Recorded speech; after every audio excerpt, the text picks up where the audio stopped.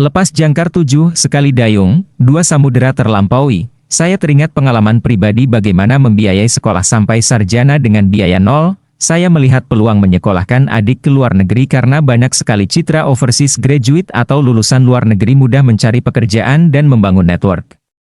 Waktu itu di pertengahan tahun 90-an, saya mencoba mengkader generasi berikut dalam keluarga. Pilihan jatuh ke sepupu saya Yogi, dia ingin melanjutkan sekolah ke Australia, namun, orang tuanya yang pensiunan tentara tentunya tidak memiliki luxury untuk membiayai. Saya memilih dia dari beragam sepupu yang saya punya karena anaknya bisa bawa diri dan memiliki survivor insting yang tinggi.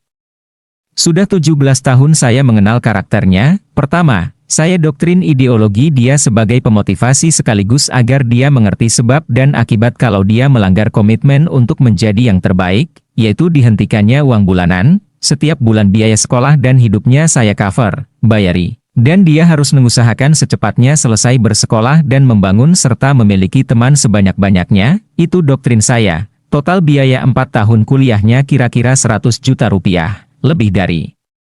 Angka itu, pulang ke Indonesia selesai tidak selesai, kataku tegas. Saya menuntut disiplin tinggi darinya, untung sebagai anak tentara dia mudah paham pesan-pesan wajib saya tersebut. Kemudian untuk menghemat biaya saya membeli sebuah rumah di Perth seharga 60.000 AUD atau sekitar 180 juta masa itu, dengan kredit tentunya, saya cicil selama 5 tahun yang harus dibayarkan bulanan cicilan sekitar $1.000 Australia, 3 jutaan, walaupun saya belum pernah ke Australia pada waktu itu, saya dapat menganalisa dengan hanya menggunakan brosur dari Yogi karena standar kepuasan pelanggan yang tinggi di sana. Sehingga lewat brosur saja sudah cukup informasinya membuat saya yakin saya bisa ambil keputusan rumah mana yang harus saya beli.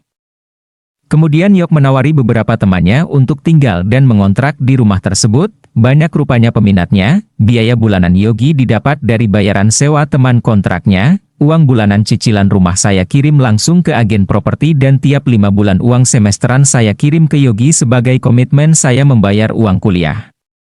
Selang tahun keempat Yogi menyelesaikan sekolahnya, 100 juta rupiah biaya yang saya keluarkan kira-kira dan ketika saya menjual rumah tersebut setamatnya. Yogi, saya mendapatkan sebanyak 280 juta rupiah, dipotong biaya sekolah, sudah balik modal sesuai dengan perkiraan, satu adik sekolah di luar negeri tanpa modal, hingga tulisan ini dibuat tidak ada satupun yang tahu strategi pembiayaan ini oleh keluarga, dan saya dapat kepercayaan keluarga serta network bisnis dari Yogi.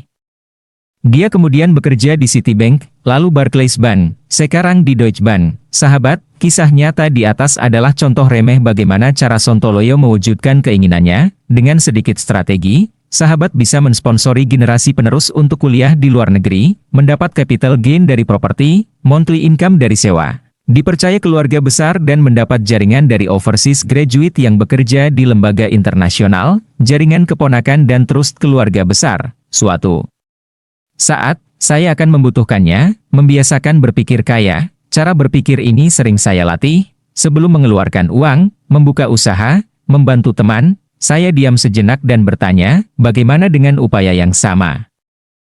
Kita menghasilkan manfaat lebih banyak sekaligus, bagaimana saya membeli rumah, tapi rumah itulah yang membiayai cicilannya sendiri? Bagaimana sedikit rupiah ini bisa menghidupi anak yatim dan memutar ekonomi warga sekaligus? Anda akan temui di produk-produk yang saya luncurkan. Bagaimana Rp1 yang Anda investasikan di Santara bisa berdampak 1000 kali lipat dari nilainya, dari Rp1 investasi Anda. UKM punya modal ekspansi, pelanggan punya produk untuk dibeli, dan investor pun mendapat bagi hasil. Inilah efek domino yang selalu saya upayakan. Metode ini bukan metode baru. Saya mendapat inspirasi salah satunya dari kisah putri kesayangan Rasulullah, bagaimana hanya dengan sedekah 1 kalung, beliau menolong beberapa orang sekaligus. Izinkan saya mengutip cerita nyata ini, efek domino kalung Aisyah. Suatu ketika Rasulullah sedang duduk di masjid bersama dengan para sahabat, tiba-tiba datang seorang musafir yang kehabisan bekal. Si musafir berkata kepada Rasul, "Ya Rasulullah, saya lapar sekali, berilah saya makanan. Saya tak punya pakaian kecuali yang saya kenakan, saya tak punya uang untuk bekal pulang. Tolong saya ya Rasul." Rasul lalu menjawab, "Sayang, aku sedang tidak memiliki apa-apa untuk diberikan kepadamu, tetapi orang yang menunjukkan kebaikan adalah sama dengan orang yang melakukannya." Rasul lalu menyuruh si musafir untuk ke rumah putrinya, Fatimah, pergilah ke tempat orang yang dicintai Allah dan Rasul-Nya, dia lebih mengutamakan Allah daripada dirinya sendiri, itulah Fatimah putriku. Kemudian Rasulullah meminta sahabatnya untuk mengantar musafir ke rumah Fatimah. Ketika di rumah Fatimah, ternyata tidak ada sesuatu yang layak dimakan. Fatimah juga tidak punya uang untuk diberikan. Fatimah kemudian teringat kalung hadiah pernikahannya dengan Ali. Dengan hati ikhlas Fatimah lalu memberikan satu-satunya harta yang dimilikinya kepada si musafir. Jual kalung ini, mudah-mudahan harganya cukup untuk memenuhi kebutuhanmu, kata Fatimah. Musafir itu lalu kembali ke tempat Rasul yang sedang berkumpul dengan sahabatnya dan memperlihatkan kalung yang diberikan Fatimah kepadanya. Rasul begitu terharu dan tak kuasa menahan tangis. Putri tercintanya rela memberikan satu-satunya harta yang dimiliki untuk membantu si musafir itu. Salah seorang sahabat bernama Ammar bin Yasir mengajukan diri untuk membeli kalung itu. Berapa hendak kau jual kalung itu? Tanya Ammar bin Yasir kepada si musafir. Aku akan menjualnya dengan roti dan daging yang bisa mengenyangkan perutku, sebuah baju penutup tubuhku dan uang 10 dinar untuk bekalku pulang. Ammar lalu membeli kalung itu dengan harga 20 dinar emas, ditambah sebuah baju, serta seekor unta untuk tunggangan si musafir.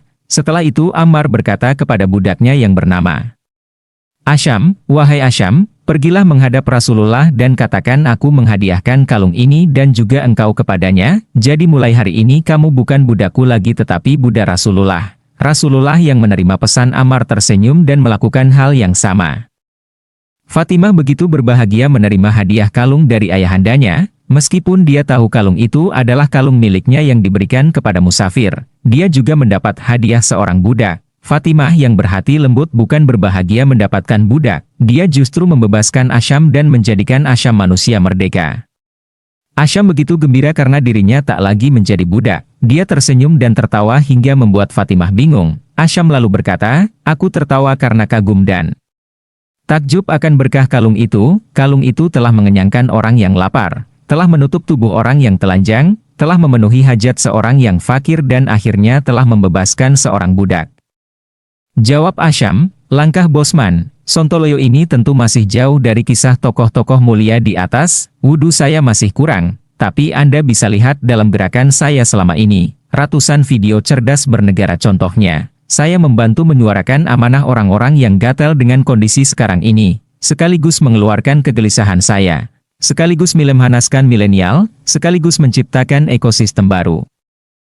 Ada ungkapan Jawa yang saya kenang, ojo golek jenang, goleko jeneng, jangan cari kekayaan, carilah reputasi. Tapi dasar Sontoloyo, saya malah dapat keduanya, meski kalau boleh memilih, lebih baik saya tidak dikenal. Saya pernah mendengar sahabat saya yang membandingkan MWP dengan kandidat lain yang harus bakar uang untuk pencitraan.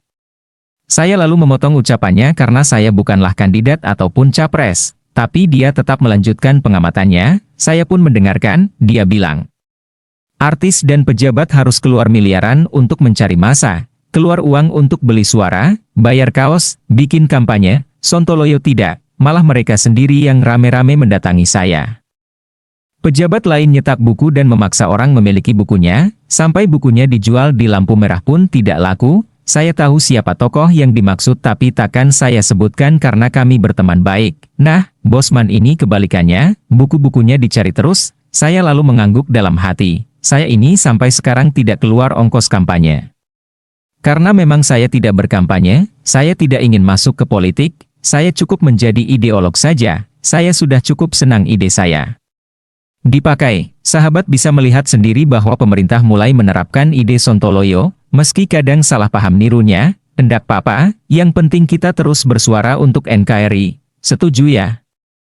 Maka, buku ini boleh Anda praktekkan, serap ilmunya, sampaikan lagi ke saudara dan kawan-kawan Anda dengan bahasa Anda sendiri. Boleh kok nama Mardigu Anda hilangkan, yang penting, gagasan terus Anda sebarkan.